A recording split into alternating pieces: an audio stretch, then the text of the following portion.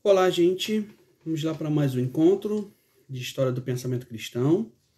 A gente trabalhando especificamente o período contemporâneo, né? E a teologia, o pensamento teológico do século XX. Mas para a gente trabalhar esse aspecto, a gente não pode se esquecer de ter que retornar a algumas questões que a gente já viu em outros encontros, para que isso fique muito bem sedimentado e que nós consigamos fazer as articulações necessárias, as articulações pertinentes, para que o processo de entendimento, de compreensão da história do pensamento cristão, ele fique muito bem alicerçado mesmo na cabeça da gente, né? Para a gente conseguir fazer, então, esse estudo. E como é um estudo muito interessante e que abarca uma série de coisas, como eu disse, a gente vai precisar voltar a algumas coisas, tá? Que a gente já trabalhou, mas que eu penso ser muito pertinente. A gente hoje vai... o título desse nosso bate-papo hoje, desse nosso encontro, eu coloquei como o sistema teológico do século XX em perspectiva e introitos ou prolegômenos, né? Ou seja, uma visão inicial. Embora a gente tenha começado na aula anterior, no encontro passado, a falar, a gente ainda continua nesse sentido, aplanando esse terreno, né? Para que a coisa aconteça de modo muito claro para vocês, tá bom? Então, a gente pensar em termos de movimento teológico, conhecido como, que é o principal vetor teológico do século XX, o chamado movimento da neo-ortodoxia. Ele começa mais ou menos ali, né, nas primeiras décadas do século XX, sobretudo a partir ali dos anos 1920, como uma reação ao liberalismo, tá? Embora não foi um sistema coeso, como é muito difícil você ter isso, né? Mas foi muito poderoso, tá? No sentido de ser uma reação muito clara e muito contundente à teologia liberal. Que essa teologia liberal ela estava fundamentada especificamente, principalmente na questão do iluminismo, tá vendo? Coisas que a gente trabalhou lá atrás, nas primeiras aulas, nos primeiros encontros. Olha como é que é importante a gente revisar, revisitar o tempo inteiro, viu, gente? Então, fica aí essa dica, tá? Para você que tá, enfim, estudando, quer amplificar, quer ampliar, aprofundar os seus estudos, sobretudo na área histórica, você tem sempre que fazer visitações de novo, tá? Revisitar alguns temas, algumas questões interessantes. Então, o iluminismo, sobretudo para a gente entender o período contemporâneo, ele vai ser algo que a gente vai o tempo inteiro voltar, tá? O tempo inteiro voltar. Então, o que acontece? Esse momento da neo-ortodoxia, nova ortodoxia, não é a ortodoxia que se tinha e nem é o liberalismo que se tinha. Então, é meio que uma via média ali nessa coisa. Ele vai buscar resgatar conceitos muito caros a eles, né? Como a transcendência radical de Deus, a questão do pecado inato, né? A raça humana, a ideia de uma teologia cristocêntrica, o caráter sobrenatural da salvação e, sobretudo, e aí que está o grande ponto, a palavra, as escrituras, as sagradas escrituras como fonte, como centro de gravidade da verdadeira teologia, tá? Então, isso precisa ficar muito, mas muito claro para a gente. Esses são os princípios, tá? Como a gente já tinha falado, ocorre uma mudança radical da cosmovisão a partir do pensamento iluminista, e aí, deixe-me colocar um filósofo aqui muito contundente para esse período, muito representativo, que foi Immanuel Kant, considerado o último filósofo do iluminismo, finalzinho ali do 18, início do século XIX. É sempre bom a gente pensar e refazer a cronologia, mas Kant, ele no processo sobretudo da obra dele, né, Crítica da Razão Pura, ele vai acabar privando o ser humano de qualquer conhecimento racional acerca de Deus, né? Vocês lembram, ele divide o conhecimento científico sobre dois aspectos: o conhecimento noumenal e o conhecimento fenomenal. O fenomenal são os fenômenos, aquilo que a razão, que o processo empírico é capaz de deduzir, de conhecer, e o noumenal, que a cognição humana não consegue chegar, mas existe, mas a cognição humana não consegue abarcar. E aí o que acontece, pessoal? A gente repara que até então a teologia, então, ela busca nesse sentido de racionalidade sobre Deus, mas ela tem essa dificuldade kantiana, e Friedrich Schleiermacher, né, que é o pai do liberalismo, ele bebe dessa fonte, ele resgata esse pensamento kantiano e traz como centro do sistema teológico o quê? A afeição, o sentimento, do alemão lá o termo Gefühl, a ideia de consciência de Deus. Então, a tarefa da teologia passou a ser o quê? Uma exposição dessa experiência religiosa do ser humano, não mais um processo investigativo a partir de dogmas pautados na palavra. Isso que precisa ficar muito claro, viu, para a cabecinha de vocês aí.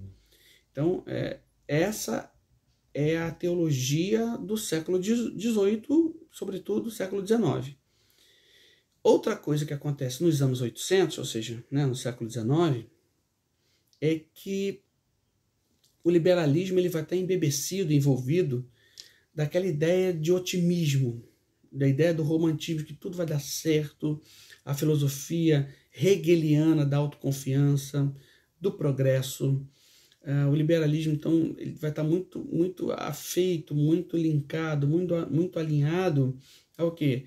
A questão da vida e do futuro como algo coerente, como algo plausível.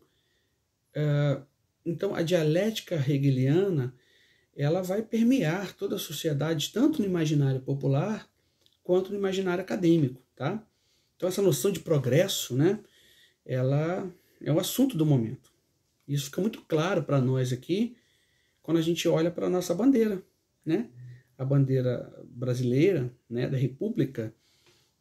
Qual o lema que está lá? Ordem e progresso. Ou seja, olha o progresso aí, a questão positivista, questão que vai tudo dar certo, questão da autoconfiança humana, enfim.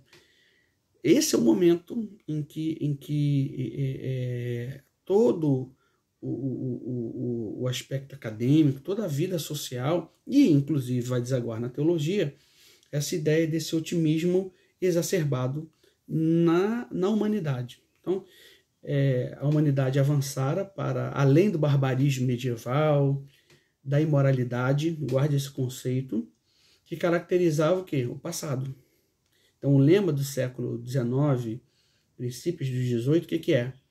Cada dia, em todos os sentidos, ficamos cada vez melhores. Olha que interessante.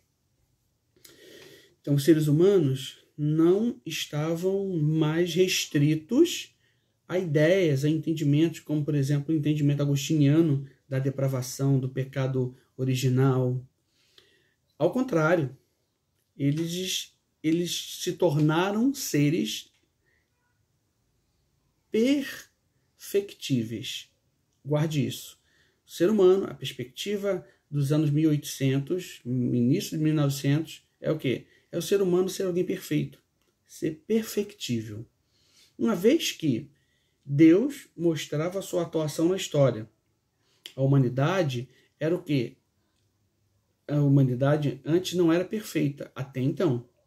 Mas agora, considerando-se a influência desse Deus imanente. O que é esse Deus imanente? Esse Deus que está em nós, que está em tudo, que se mostra, que se apresenta em tudo. E a partir da teologia liberal, o que a teologia liberal propalava? a ideia de uma experiência com a divindade, a consciência do divino. Então, a partir desse momento, eu começo a entender e a participar desse processo de perfeição. Tá? E o próprio nascimento da ciência moderna, como instrumento do quê? Da verdade. Então, o advento da ciência moderna e a percepção da imanência de Deus, esses dois conceitos linkados, instrumentalizava uma vida de perfeição, uma humanidade cada vez mais progredindo, cada vez mais melhorando, longe de guerras, de barbáries. Olha que interessante. Esse é o cenário, esse é o contexto do século XIX, finalzinho do XIX, adentrando ali o início do século XX. E aí o que acontece, pessoal? No século XIX, uma questão extremamente curiosa para a gente pensar em relação à Bíblia. As escrituras, a partir do século XIX, elas se tornaram um objeto de intenso estudo, de modo que antes a gente não tem precedente, tá? O que aconteceu? O iluminismo, lembra que o iluminismo ele propalava essa ideia de liberdade, de busca do conhecimento por todos? O iluminismo ele soltou as amarras que prendiam as escrituras e a própria revelação apenas aos aspectos teológicos, apenas como um instrumento teológico. Então, o iluminismo vai libertar a Bíblia das mãos dos teólogos. Tá? Ela deixou de ser uma fonte de textos dogmáticos. Contudo, ela passa a ser vista como um documento histórico. Qualquer, como outra fonte qualquer, como a Ilíada de Homero, como escritos de Virgílio, de Tácito, historiadores do passado.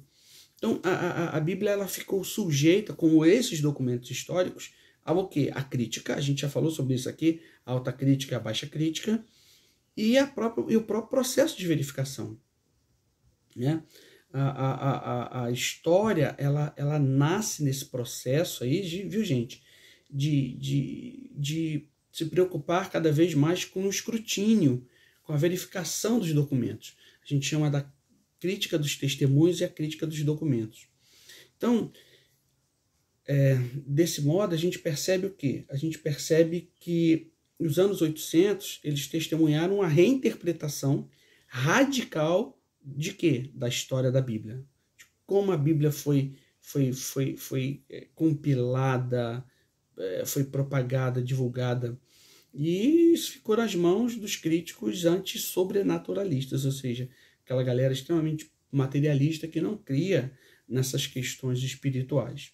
Então, vou te dar alguns exemplos. O próprio Antigo Testamento, estudos críticos concluíram, entre outras coisas, que Moisés não necessariamente escreveu o Pentateuco.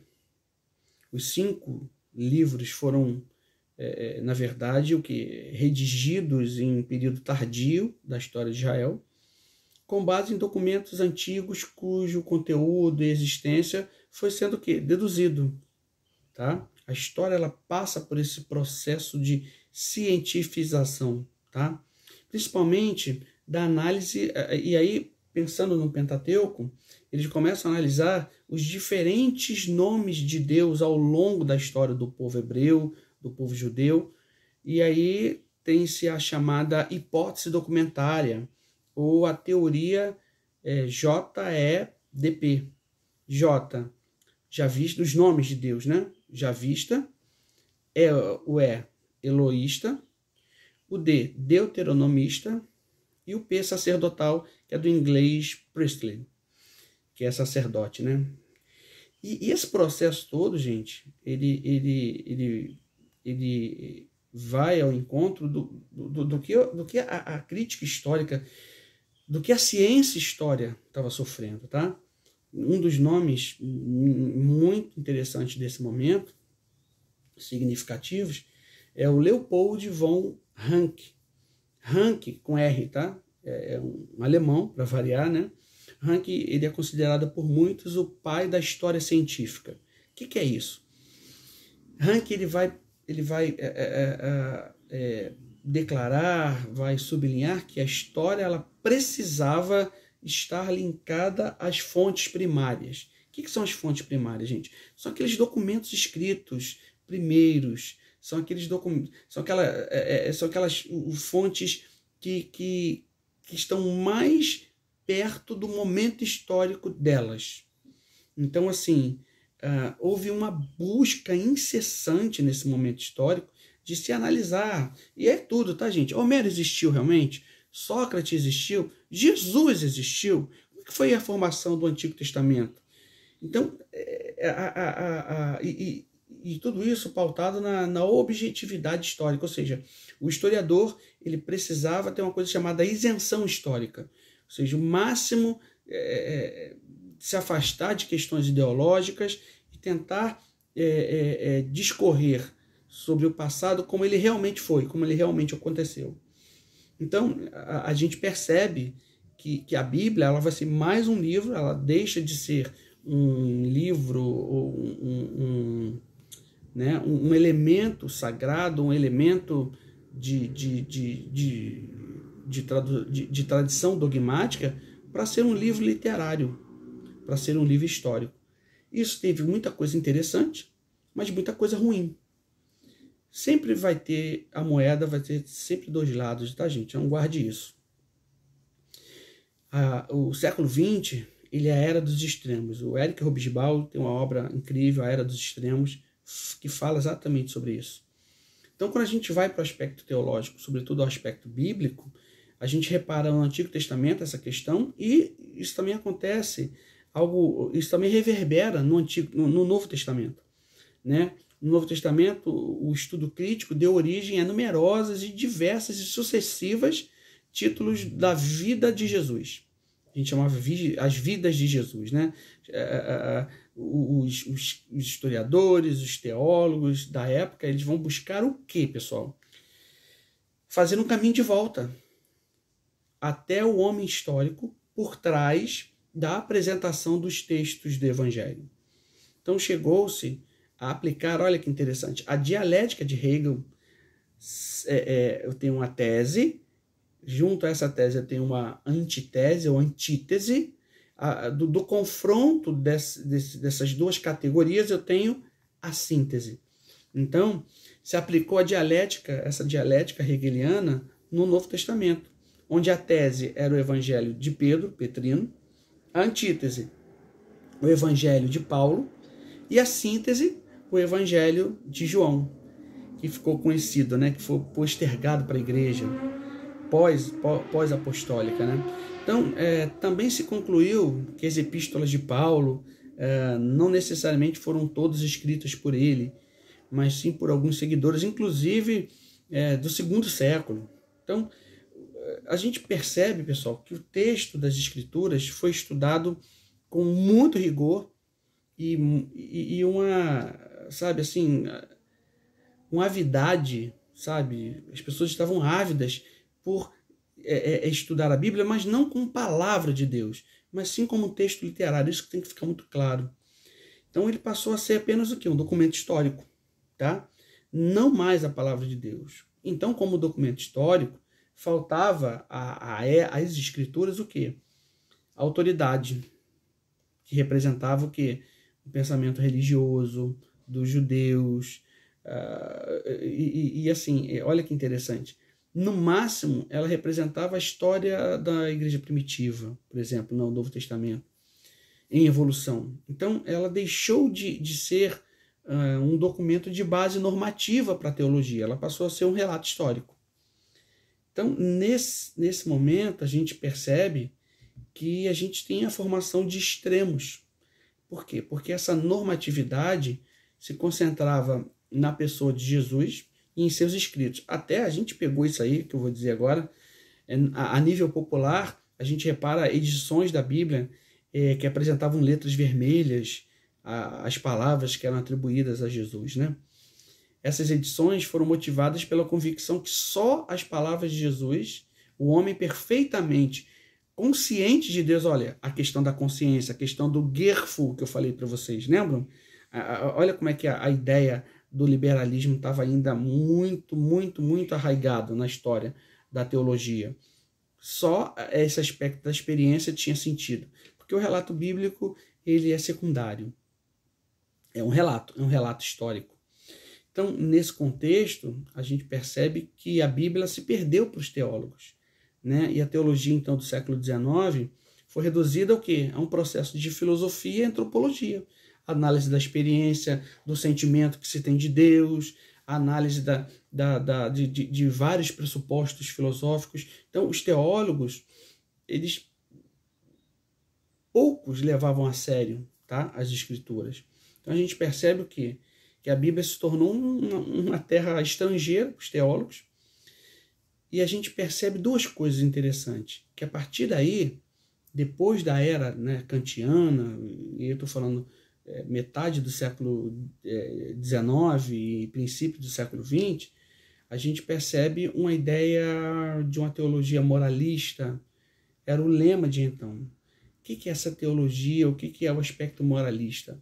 Ela surgiu exatamente nesse momento aí, segunda metade do século XIX, sobretudo nos Estados Unidos e na Inglaterra, e é uma teologia que estava ali dentro do protestantismo, que dizia o seguinte, olha, ela era muito menos pautada a questões acadêmicas, ela estava muito mais linkada ao que? Um conjunto de costumes, para imbuir a sociedade, né? Para incutir esses costumes na sociedade. E isso é século XIX, viu, gente? Pautado em quê? Pautado no comportamento tradicional, da justiça, da liberdade e da igualdade. E aí era a ênfase protestante que num processo de evangelização igualitário anti-intelectual entre os grupos protestantes. Então, a gente repara que era um momento de contrassenso, era um momento muito difícil para a teologia, porque ou ela estava radical demais na experiência, ou havia assim, essa marginalização das escrituras, no sentido das escrituras serem a palavra de Deus. Isso que eu quero que vocês guardem. As escrituras, para o liberal, era nada mais do que um relato histórico. Era um documento importante, histórico. Porque o centro de gravidade do cristianismo não era mais a escritura, mas a experiência do homem com a divindade, tá bom? Por isso que eu falei da questão que ela estava muito mais linkada à filosofia, à própria teologia, e à antropologia do que às escrituras. Então, a gente percebe um processo de marginalização da Bíblia, tá bom? Então, durante esse momento, a gente adentra, finalzinho do 19, início do 20, a gente já falou sobre isso aqui, eu quero só rememorar vocês, a gente adentra a um outro momento, que é o momento dos extremos dentro do fazer teológico. Eu começo a ter a grande querela teológica entre liberalismo e fundamentalismo, tá? Como eu disse a vocês, durante o iluminismo, alterações muito profundas na cosmovisão, na maneira de pensar das pessoas, foi assim implantada na era moderna, né? René Descartes é considerado o pai do iluminismo. Mas uma coisa que a gente esquece por vezes, e reconhece, é que houve uma ruptura profunda nesse processo de forma epistemológica. Epistemológico, assim, o quê? No sentido do início do pensamento científico ali.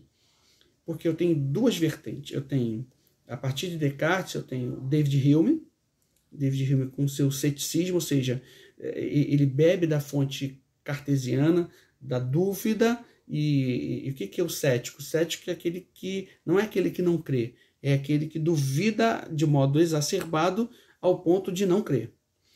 Então, David Hume, essa ideia do ceticismo exacerbado, antes, e Hume ele bebe da fonte também kantiana.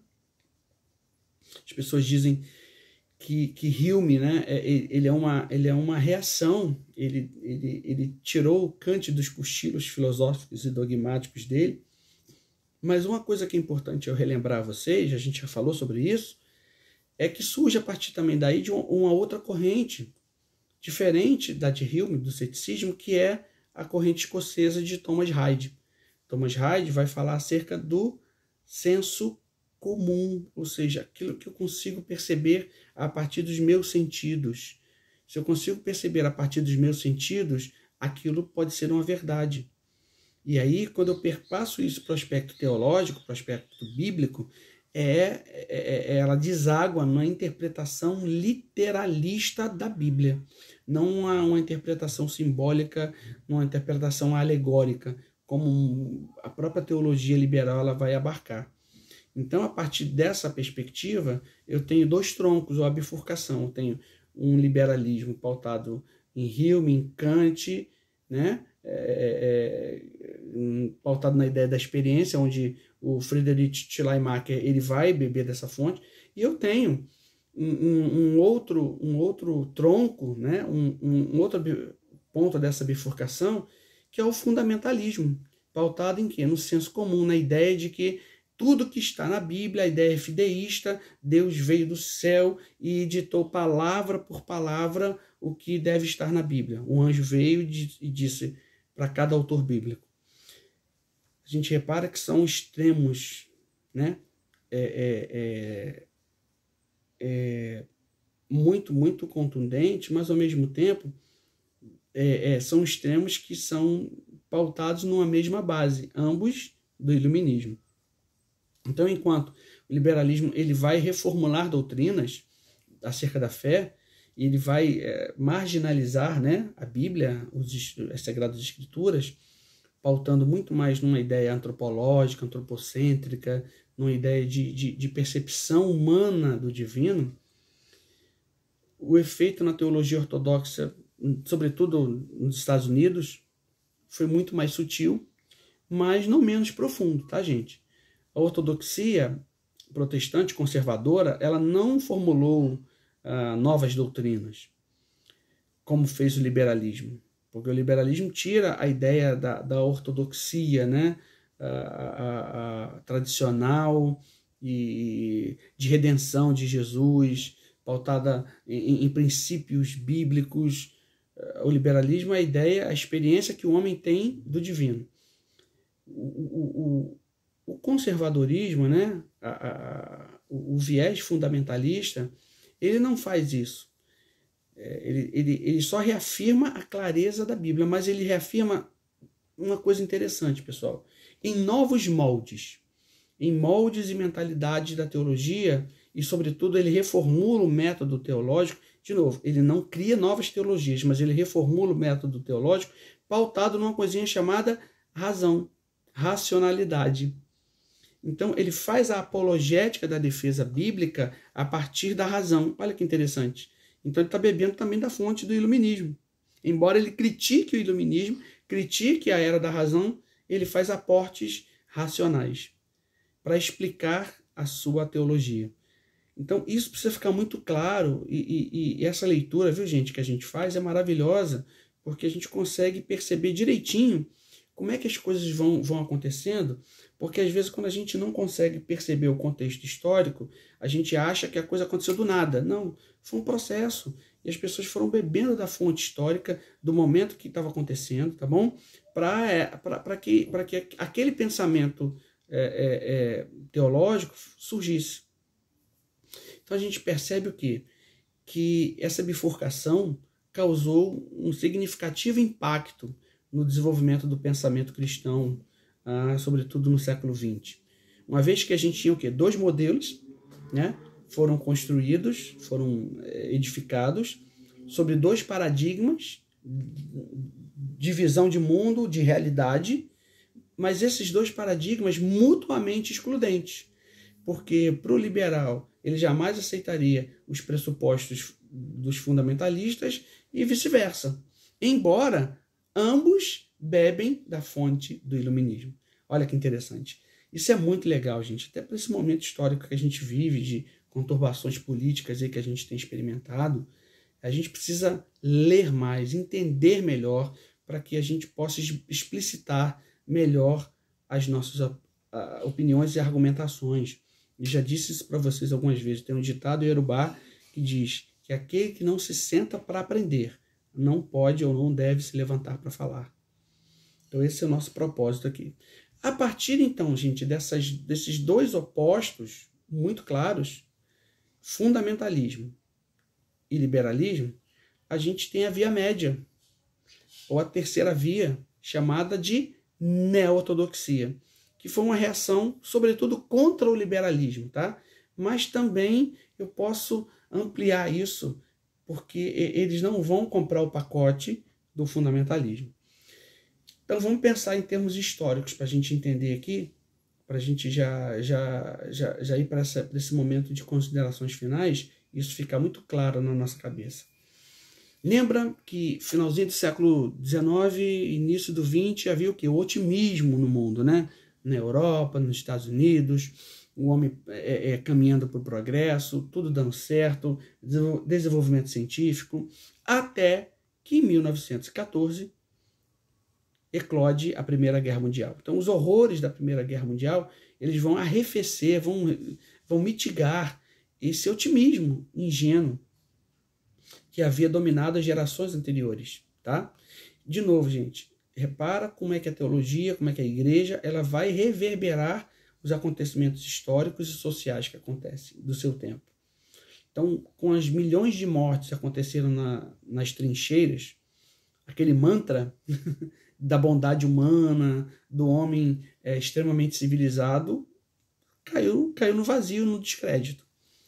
Foi nesse cenário, é nesse contexto que surge um protesto contra esse clima da teologia na Europa dos anos 1800, finalzinho deles, início do século XX, e na frente, liderando todo esse movimento, esse novo pensar teológico, estava Calbart. Eu já falei dele na aula anterior, a gente vai falar mais dele nos próximos encontros, mas Calbart é um teólogo com formação integral na filosofia e na teologia alemã contemporânea.